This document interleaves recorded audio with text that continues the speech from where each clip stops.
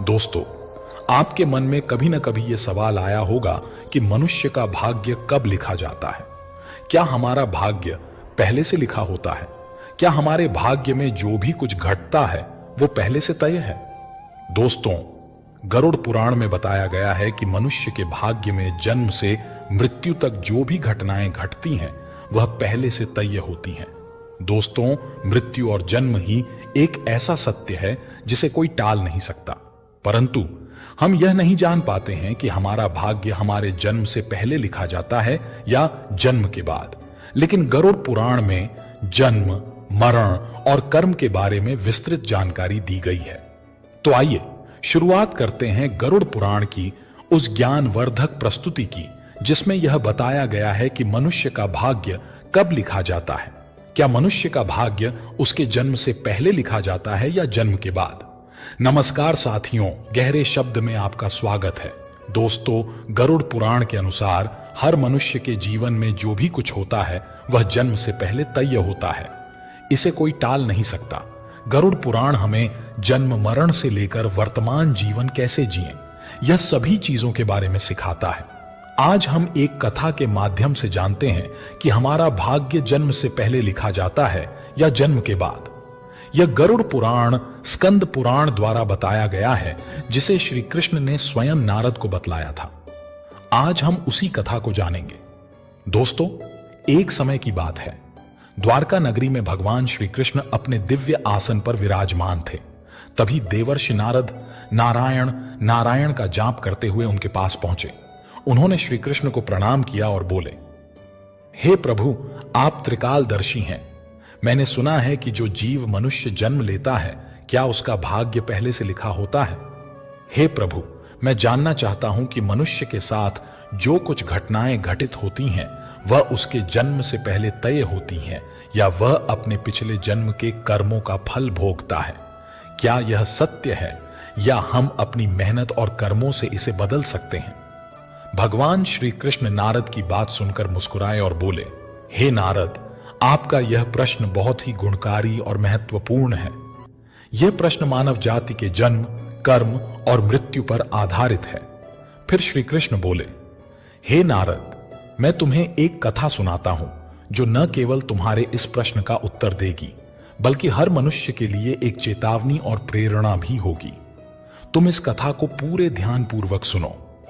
देवर्षि नारद ने कहा, हे प्रभु, मैं इस कथा को पूरे ध्यानपूर्वक और अंत तक सुनूंगा।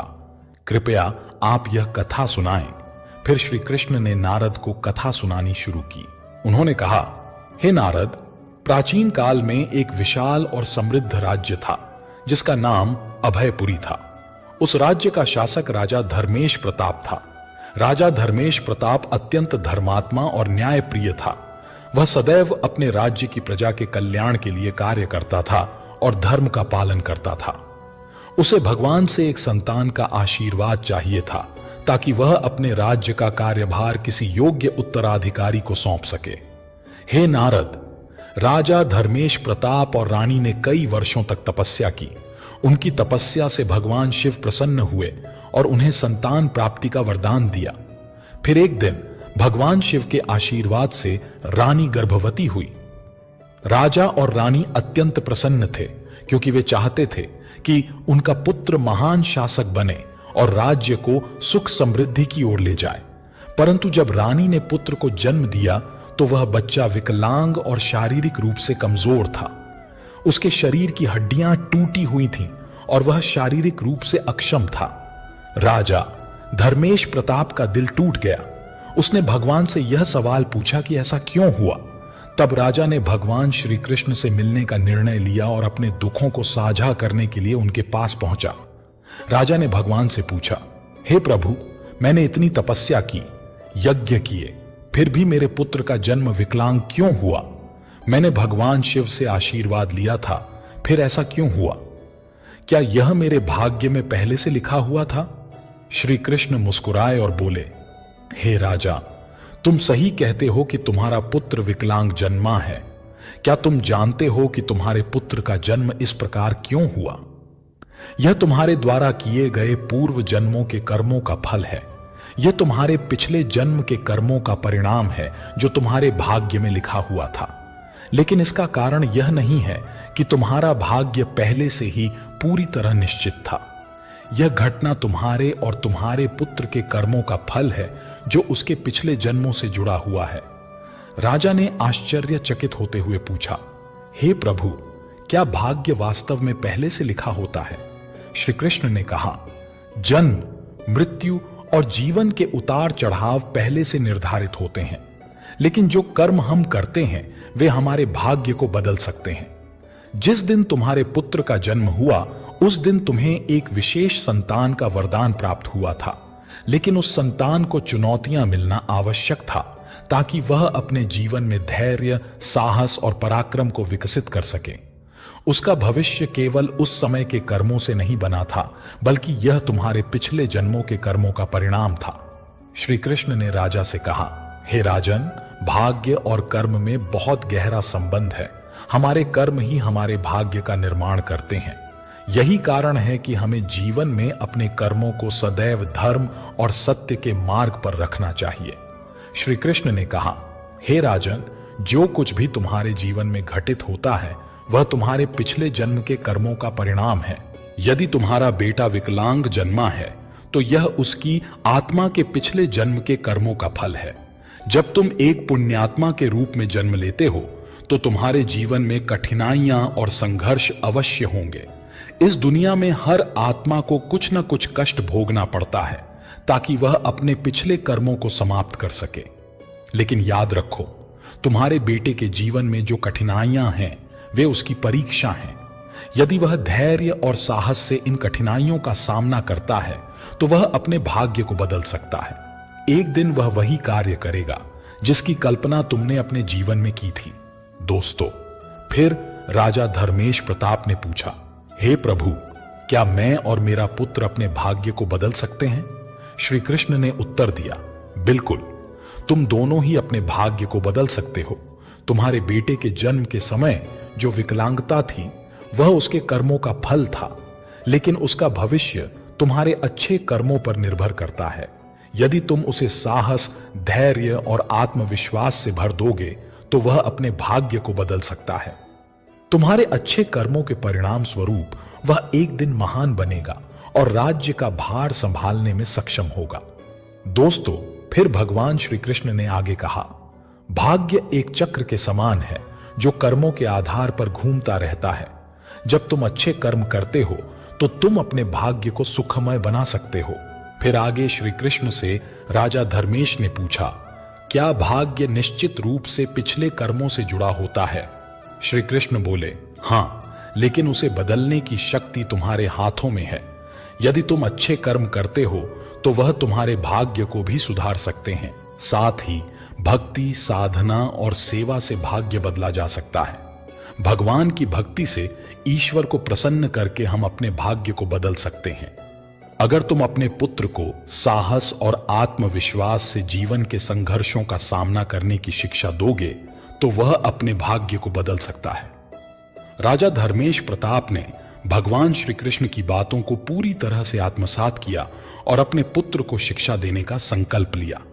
उसने अपने पुत्र को कठिनाइयों के बावजूद साहस और विश्वास के साथ जीवन जीने की प्रेरणा दी।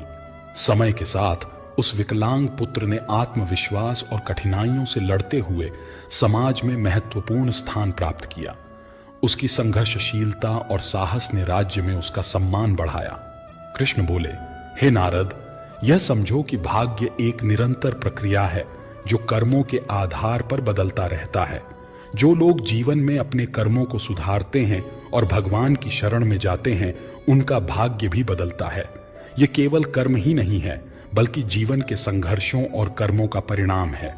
दोस्तों, फिर श्री कृष्ण ने नारद से कहा, यह कथा हमें यह सिखाती है कि जीवन में जो कुछ भी घटित होता है वह हमारे पिछले कर्मों का फल है। भाग्य और कर्म का कोई निश्चित प्रारूप नहीं है। हमारा कर्म हमारे भाग्य को बदल सकता है। दोस्तों, गरुड़ पुराण हमें सिखाता है कि यदि हम अच्छे कर्म करते हैं, सत्य की राह पर चलते हैं और ईश्वर का ध्यान करते हैं तो हम अपने जीवन की दिशा बदल सकते हैं। फिर श्री कृष्ण ने नारद से कहा, हे नारद, यह संसार कर्मों का दर्पण है। जो जैसा कर्म करेगा वह वैसा फल भोगेगा। मनुष्य को यह ध्यान रखना चाहिए कि माता पिता की सेवा, दूसरों की सहायता और ईश्वर का ध्यान ही सबसे बड़ा धर्म है। जो मनुष्य अपने पिछले जन्म में किसी के साथ पाप करता है, किसी को कष्ट देता है, उसे न केवल नरक में भयानक यातनाएं मिलती हैं, बल्कि वह जन्म जन्मांतर तक उस कर्म का फल भोगता है। लेकिन जो अपना कर्म सुधार लेता है वह इस चक्र से मुक्त हो सकता है, क्योंकि यह संसार एक अवसर है। धर्म, सेवा और सत्य ही मनुष्य का जीवन है। मनुष्य को यह समझना चाहिए कि मृत्यु के बाद केवल उसके अच्छे कर्म ही उसके साथ जाते हैं। दोस्तों, यह कथा हमें यह सिखाती है कि हमारे भाग्य पिछले कर्मों का फल है। हर पाप का दंड और हर पुण्य का फल निश्चित होता है। हे मनुष्य, तुम अपने कर्मों पर ध्यान दो। स्वार्थ, पाप और अहंकार को त्यागो। धर्म, सत्य और सेवा को अपनाओ, क्योंकि यही जीवन का सबसे बड़ा सत्य और मार्ग है। मित्रों, श्री कृष्ण ने इस प्रकार नारद को गरुड़ पुराण के रहस्य को बताया।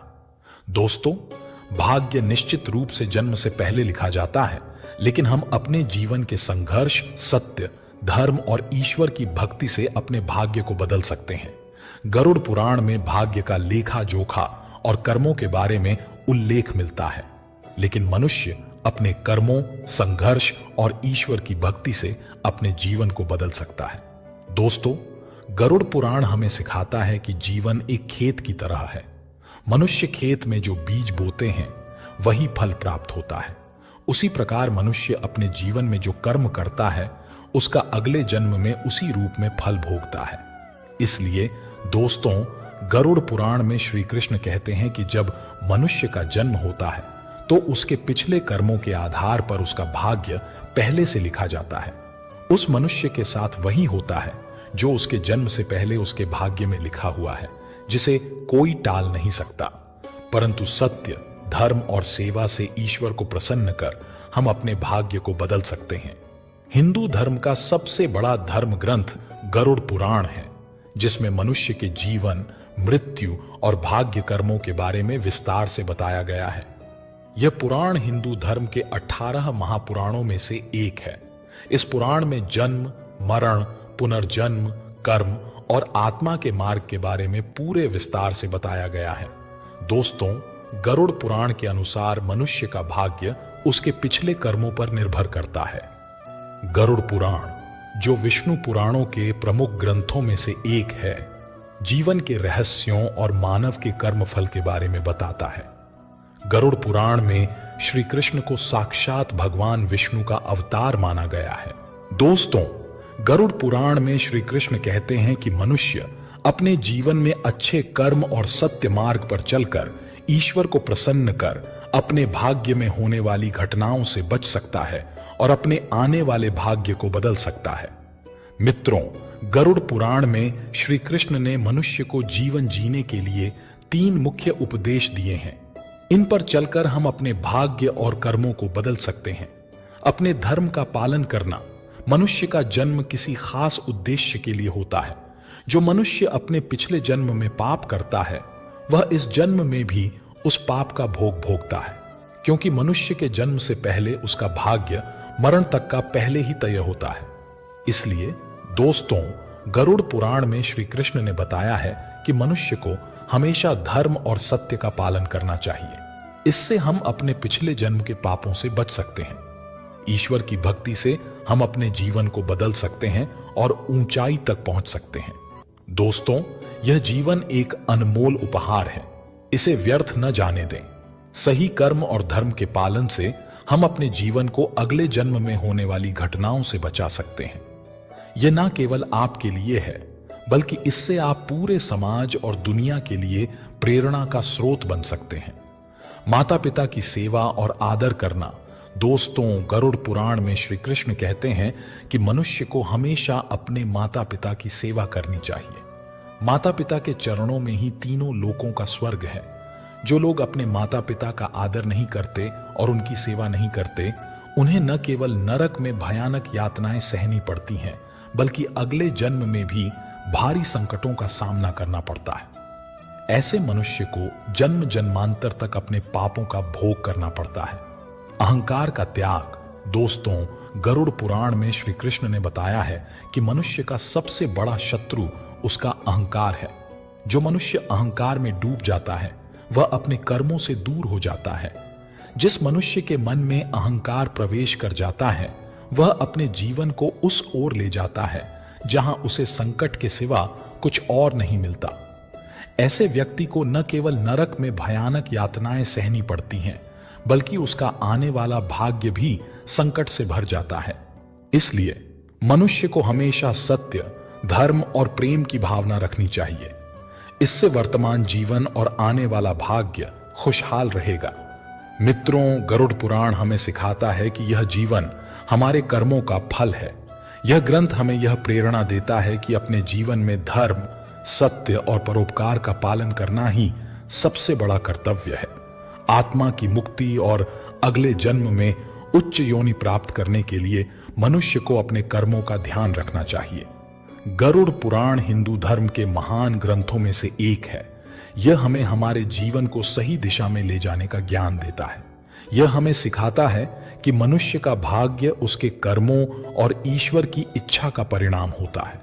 यह ग्रंथ न केवल जीवन और मृत्यु के रहस्यों को उजागर करता है, बल्कि यह भी समझाता है कि मनुष्य अपने जीवन को किस प्रकार सही दिशा में ले जा सकता है।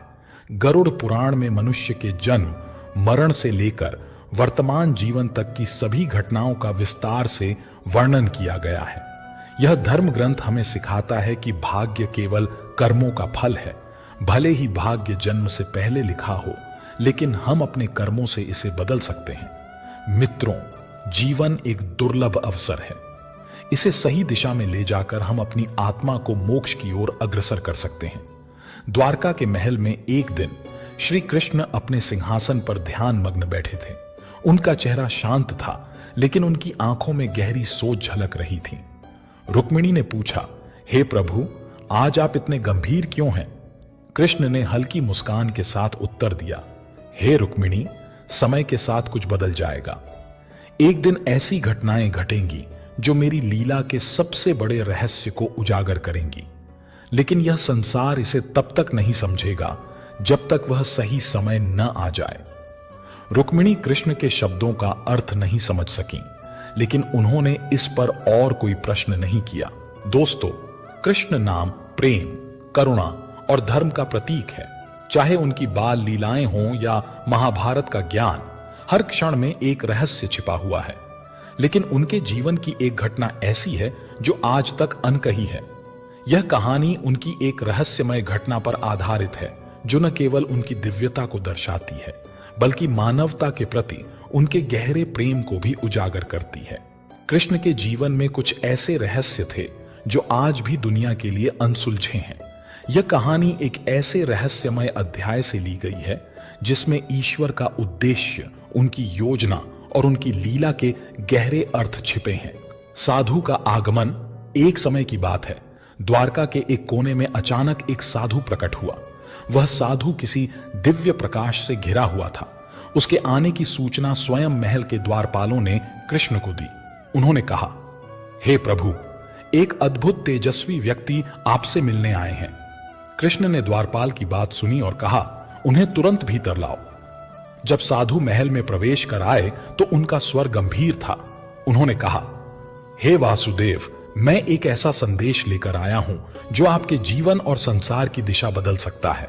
कृष्ण मुस्कुराए और बोले, मैं जानता हूं कि आप कौन हैं और किस उद्देश्य से यहां आए हैं। कहिए, मैं आपकी बात सुनने के लिए तैयार हूं। साधु ने कहा, हे कृष्ण, आपकी यह लीला समाप्त होने को है, लेकिन उससे पहले आपको एक ऐसा कार्य करना होगा जो आपके होने के सबसे बड़े रहस्य को उजागर करेगा। संसार आपके चमत्कारों को जानता है, लेकिन वह अब तक यह नहीं जान पाया है कि आप क्यों और किस लिए धरती पर अवतरित हुए हैं। कृष्ण ने उत्तर दिया, संसार को यह जानने की आवश्यकता तब होगी जब यह सत्य उसे मोक्ष के मार्ग पर ले जाएगा। आप यह बताइए कि वह घटना कब और कैसे घटेगी। साधु ने उत्तर दिया, आपके अंतिम समय में एक ऐसी आत्मा आएगी जो आपके साथ अपने पिछले जन्म का गहरा संबंध रखती है। वह आपसे प्रश्न करेगी और तब आपको उसे अपने रहस्यमय अस्तित्व का उत्तर देना होगा। साधु की बातें सुनकर कृष्ण गंभीर सोच में पड़ गए। उन्होंने साधु को प्रणाम किया और कहा, जो भी हो, यह मेरी लीला का एक और हिस्सा होगा। कृष्ण की लीला का रहस्य कुछ महीने बाद द्वारका में अशांति फैलने लगी। चारों ओर यह अफवाहें फैल गईं कि किसी अज्ञात शक्ति के कारण अनहोनी घटनाएं घटने वाली हैं। एक दिन कृष्ण समुद्र तट पर टहल रहे थे। तभी उन्हें एक अजनबी व्यक्ति मिला। वह व्यक्ति साधारण वस्त्रों में था, लेकिन उसकी आंखों में अद्भुत तेज झलक रहा था। उसने कृष्ण से कहा, हे वासुदेव, मैं आपके पास एक प्रश्न लेकर आया हूं। क्या आप मेरे प्रश्न का उत्तर देंगे? कृष्ण ने कहा, जरूर, पूछो। उस व्यक्ति ने पूछा, आप कौन हैं? क्या आप केवल एक राजा हैं या ईश्वर का अवतार? और यदि आप ईश्वर हैं तो आपने इस धरती पर जन्म क्यों लिया है? कृष्ण मुस्कुराए और उत्तर दिया, मैं वही हूं जो तुम समझते हो। मैं ईश्वर का एक रूप हूं, लेकिन मैं केवल एक राजा या देवता नहीं हूं। मेरा अवतार इस संसार में इसलिए हुआ है क्योंकि यह धरती धर्म और अधर्म के बीच संतुलन खो चुकी है। कृष्ण ने आगे कहा, जब भी अधर्म बढ़ता है और धर्म का नाश होता है, तब मैं इस संसार में अवतरित होता हूं। लेकिन मेरा यह रूप केवल एक माध्यम है। असल में मैं हर जीव के भीतर हूं। मेरा जन्म और मेरी मृत्यु केवल एक लीला है ताकि मनुष्य सत्य को समझ सके। उस व्यक्ति ने पूछा, तो क्या आपका अंत पहले से ही तय है? कृष्ण मुस्कुराते हुए बोले, हां, मेरी लीला का हर भाग पहले से नियोजित है, लेकिन मेरा अंत केवल इस शरीर का होगा। मेरी आत्मा अमर है। कृष्ण की अंतिम लीला महाभारत की समाप्ति के बाद कृष्ण ने पृथ्वी पर अपनी लीला समाप्त करने का निर्णय लिया। जब उन्होंने एक पीपल के पेड़ के नीचे ध्यान लगाया तो एक शिकारी ने गलती से उनके पैर में बाण चला दिया। यह वही आत्मा थी जिसने कृष्ण से उनके अस्तित्व का रहस्य पूछा था। उस शिकारी ने तुरंत कृष्ण से क्षमा मांगी। कृष्ण ने मुस्कुराकर कहा, यह भी मेरी लीला का हिस्सा था। तुम्हारा यह कर्म केवल उस समय का परिणाम है जब मैंने तुम्हारे साथ पिछले जन्म में वचन किया था। यह संसार एक चक्र है जिसमें सब कुछ पहले से तय होता है। इस घटना के बाद कृष्ण ने अपना शरीर त्याग दिया, लेकिन उनका यह रहस्य कि वह हर आत्मा में समाहित हैं, उनके भक्तों के लिए एक मार्गदर्शक बन गया। यह कथा न केवल कृष्ण के अलौकिक व्यक्तित्व को दर्शाती है, बल्कि यह भी सिखाती है कि उनका हर कार्य, हर घटना और हर चमत्कार मानवता के उत्थान के लिए है। गरुड़ पुराण में बताया गया है कि हर जीव का पुनर्जन्म होता है। मनुष्य जैसा कर्म करता है वैसा ही योनि में जन्म लेता है। दोस्तों, मृत्यु एक ऐसा सत्य है जिसे कोई टाल नहीं सकता, परंतु हम यह नहीं जान पाते कि मरने के बाद हमारा अगला जन्म किस योनि में होगा। हर मनुष्य अपने जीवन में अच्छे और बुरे कर्म करता है क्योंकि उसे अपने कर्मों के परिणाम के बारे में पता नहीं होता। जो मनुष्य अच्छे कर्म करता है उसे मोक्ष की प्राप्ति होती है। वही जो मनुष्य बुरे कर्म करता है उसे कीट, पतंग या निम्न योनि में जन्म लेना पड़ता है। दोस्तों, देवर्षि नारद ने अगला प्रश्न किया, हे प्रभु, मैं जानना चाहता हूं कि पापी मनुष्य की मृत्यु के बाद उसकी आत्मा के साथ क्या होता है। क्या उसे कभी मुक्ति मिलती है या वह जन्म जन्मांतर तक कष्ट भोगता रहता है?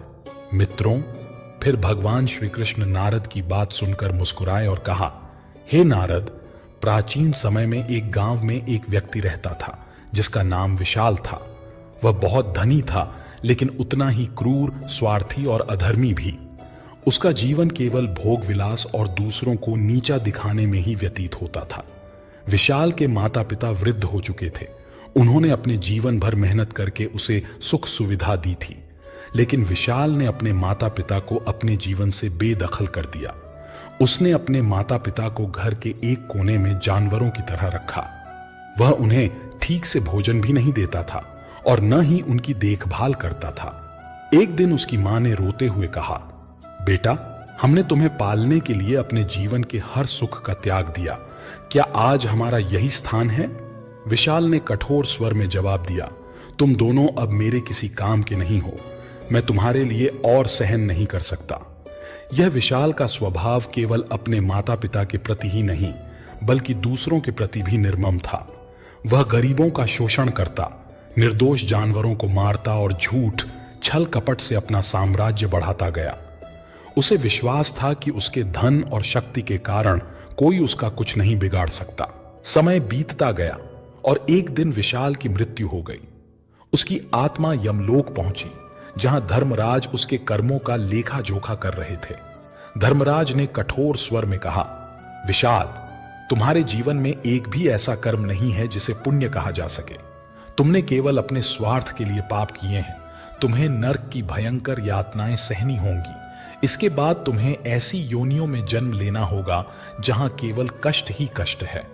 विशाल को यमदूतों द्वारा नरक के विभिन्न क्षेत्रों में ले जाया गया।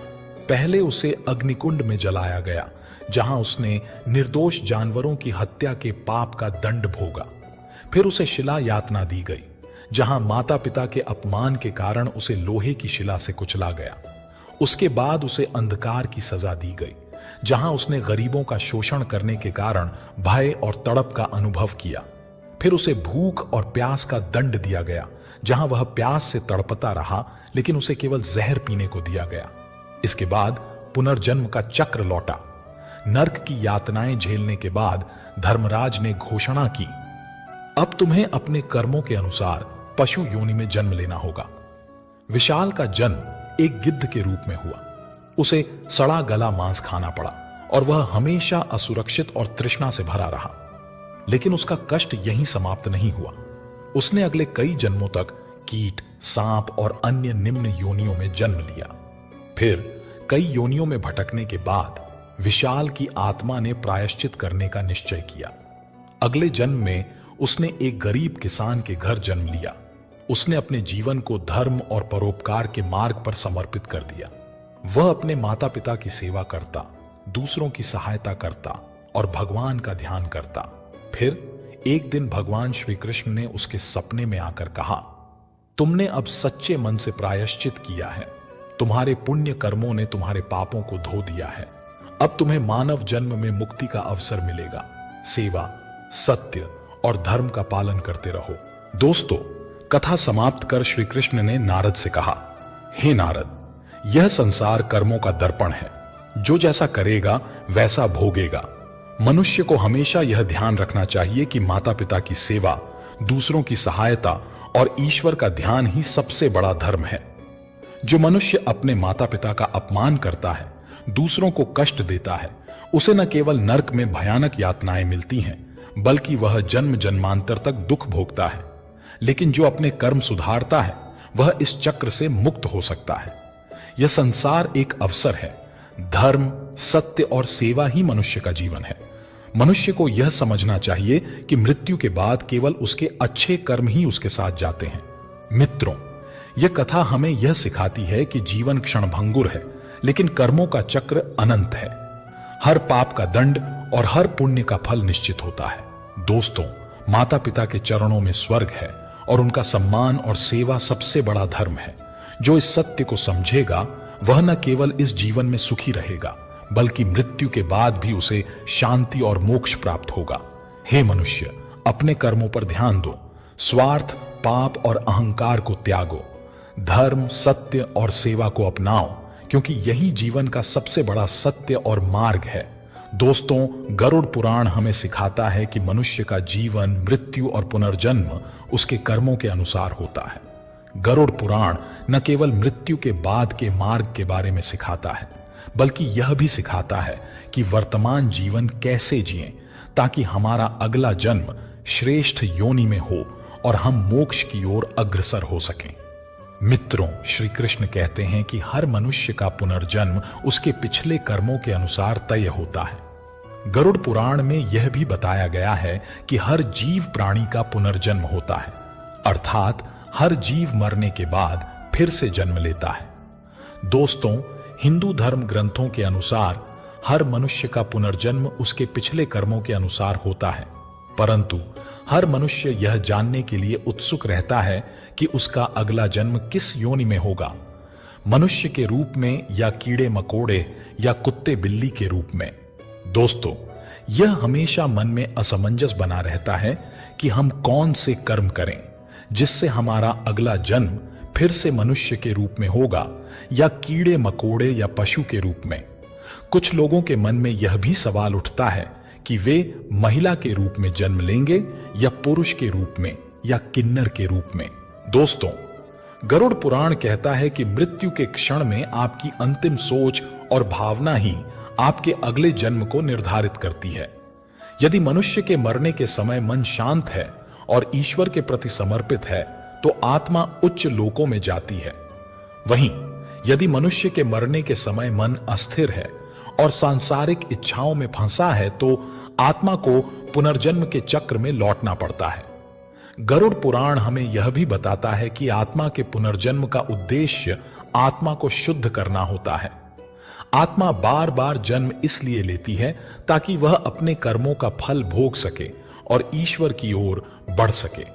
दोस्तों, हिंदू धर्म ग्रंथों में यह उल्लेख मिलता है कि जो मनुष्य जन्म लेता है उसकी मृत्यु अवश्य होती है। यदि मनुष्य ने अपने जीवन में अच्छे कर्म किए हैं तो वह उच्च योनि में जन्म लेता है। यदि मनुष्य ने पाप कर्म किए हैं तो उसे निम्न योनि या दुखद जीवन का सामना करना पड़ता है। यह सब कर्मों के आधार पर होता है। दोस्तों, मनुष्य जो भी अच्छे या बुरे कर्म करता है वे अदृश्य ऊर्जा के रूप में उसके साथ रहते हैं। मृत्यु के बाद आत्मा अपने कर्मों के आधार पर अगली योनि या जीवन का चयन करती है। दोस्तों, गरुड़ पुराण हिंदू धर्म का एक पवित्र ग्रंथ है जिसमें मृत्यु, पुनर्जन्म और कर्मफल के बारे में विस्तार से वर्णन मिलता है। यह ग्रंथ विशेष रूप से मृत्यु के बाद आत्मा की यात्रा, पाप और पुण्य के प्रभाव और मनुष्य के पुनर्जन्म पर आधारित है। गरुड़ पुराण के अनुसार मृत्यु के बाद आत्मा यमलोक जाती है जहां उसके कर्मों का लेखा जोखा किया जाता है। कर्मों के आधार पर आत्मा को स्वर्ग, नर्क या पुनर्जन्म का मार्ग दिखाया जाता है। यदि आत्मा ने अधिक पाप किए हों तो उसे नर्क की यातनाएं भोगनी पड़ती हैं और फिर निम्न योनियों में जन्म लेना पड़ता है।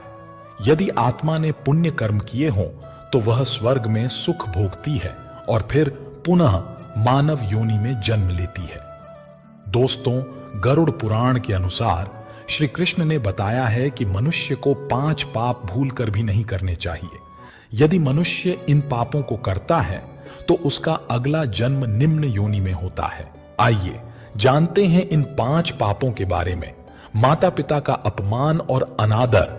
जो व्यक्ति अपने माता पिता का अपमान करता है या उनकी सेवा नहीं करता, उन्हें कष्ट पहुंचाता है, उसका अगले जन्म में अत्यंत निम्न योनि में जन्म होता है, जैसे सांप, बिच्छू या अन्य डरावने जीव।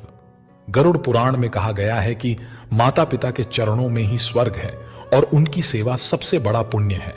अहंकार और अभिमान। जो व्यक्ति अहंकारी होता है और दूसरों को नीचा दिखाता है, उसका अगला जन्म ऐसी योनि में होता है जहां उसे अपमानित जीवन जीना पड़ता है, जैसे कुत्ता या गधा।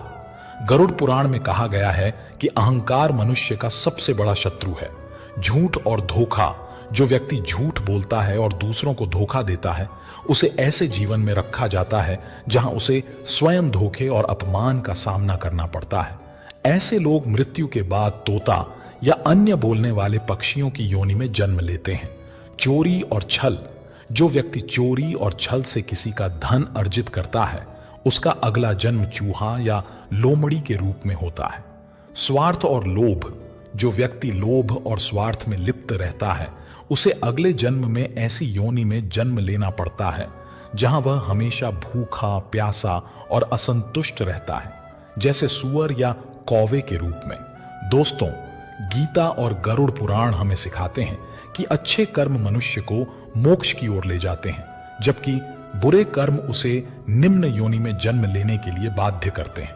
अतः हमें सदैव धर्म, सत्य और परोपकार का पालन करना चाहिए। गरुड़ पुराण हमें यह प्रेरणा देता है कि अपने जीवन में धर्म, सत्य और परोपकार का पालन करना ही सबसे बड़ा कर्तव्य है।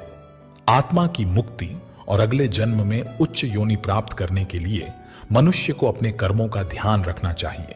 मुझे सुनने के लिए धन्यवाद दोस्तों। मिलते हैं अगली वीडियो में एक नई सीख के साथ। खुश रहिए, अपना ख्याल रखिए। जय श्री कृष्णा।